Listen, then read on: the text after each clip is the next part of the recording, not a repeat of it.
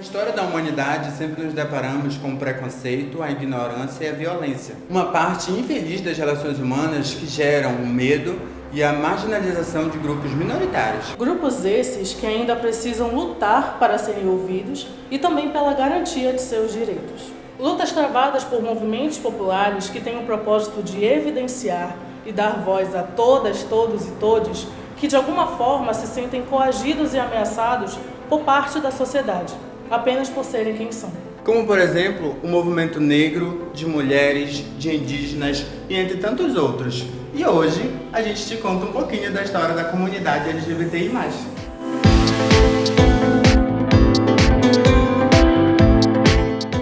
Hoje a comunidade é representada pelas letras LGBTI+. O L de lésbicas, o G de gays e o B de bissexuais tem relação direta com a sua orientação sexual, enquanto o T de travestis e transexuais e o I de intersexo tem relação com a sua identidade de gênero. Mas isso não significa que essas pessoas não possuam orientação sexual. E o mais simboliza a pluralidade e a diversidade das pessoas em suas sexualidades. É uma forma de reconhecer todas as pessoas em suas diversidades, orientações e expressões. Em 28 de junho de 1969, nos Estados Unidos, gays, lésbicas, travestis e drag queens enfrentaram policiais e iniciaram a rebelião de Stonewall, uma resposta às ações truculentas e arbitrárias dos agentes policiais da época. Foi uma manifestação que durou 6 dias e até hoje é lembrado como o primeiro episódio de luta LGBT contemporânea, servindo como base de vários movimentos pela causa no mundo. Um dos nomes de maior destaque foi de Marsha P. Johnson, travesti, drag queen e ativista pela luta LGBT nos Estados Unidos. Quando a gente fala assim do movimento trans, é um movimento que tem em sua história muita resistência, luta por visibilidade, tem lutado há muito tempo, né, para ser inserida nesse contexto, porque muitas vezes quando a gente fala da luta LGBTI, né, principalmente quando se fala de quando se deu uma grande visibilidade para a luta desse movimento em Stonewall, muitas vezes as pessoas trans, principalmente mulheres travestis e transexuais, ficaram invisibilizadas nessa luta. A gente tem aí na figura de Marsha P. Johnson e Rivera a imagem de 2 mulheres trans que foram à frente desse movimento, né, e que merecem sim ser lembradas. E aqui no Brasil essa luta ela não é muito diferente, né? As travestis elas resistem, homens trans têm resistido desde a ditadura militar, né? E esse é um contexto muito nosso. E falar da visibilidade ou do lugar enquanto homem trans, né, é falar de um lugar que ainda a gente luta para ter visibilidade nas nossas pautas, ser inserido de forma realmente igualitária e equalitária nas políticas públicas. A gente ainda tem lutado para ter o reconhecimento das nossas pautas, né? A gente teve João Nery como uma grande figura aí do movimento de homens trans e pessoas trans masculinas. E quando a gente fala no recorte, eu acho que amazônico, do norte, é um recorte ainda maior, se a gente trouxer também a questão racial, que a gente sabe que as informações não chegam da mesma forma, né? A gente que vem da periferia não tem os mesmos acessos de informação, não tem os mesmos conhecimentos dos nossos direitos. Eu acredito que hoje a gente consiga avançar um pouco nisso. A gente tem algumas representatividades, mas quando a gente fala de homens trans, a gente ainda percebe o desconhecimento das pessoas, né? Então a gente tem construído aqui dentro do Pará, né, enquanto movimento trans, essa visibilidade dentro do próprio movimento LGBT e dos outros atravessamentos sociais, né, que nos perpassam também das outras lutas.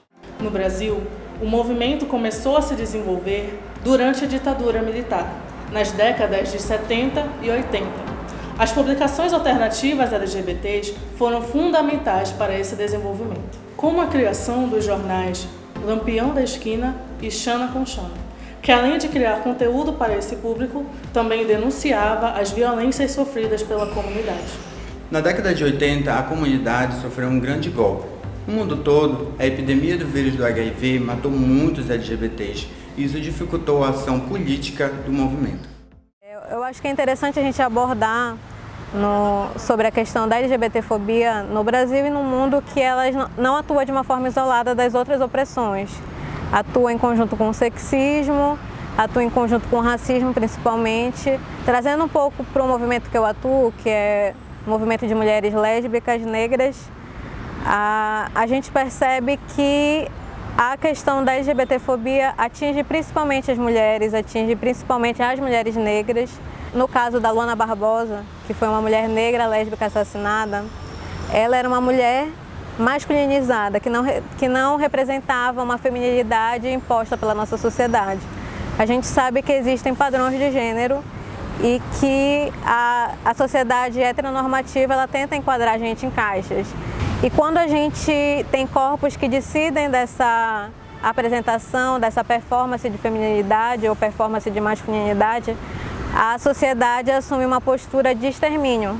E a gente percebe que a maioria dos crimes está associado a essas performances de gênero. Os dados da ANTRA, que é uma organização que luta muito pela vida das mulheres trans e principalmente quantificando onde estão esses dados da violência, mostrou que só no primeiro semestre foram assassinadas mais de 70 mulheres trans. E em sua maioria foram negras. Negras da periferia, de uma classe social mais baixa. Então a gente precisa estar falando da interseccionalidade, que é essa política, essa ferramenta que nos faz enxergar que a gente precisa pensar em uma forma de combater as violências, mas uma forma de combater as violências que seja conjuntas. Eu não consigo sair da minha casa só para lutar contra o racismo, apenas contra a LGBTfobia ou só contra a misoginia.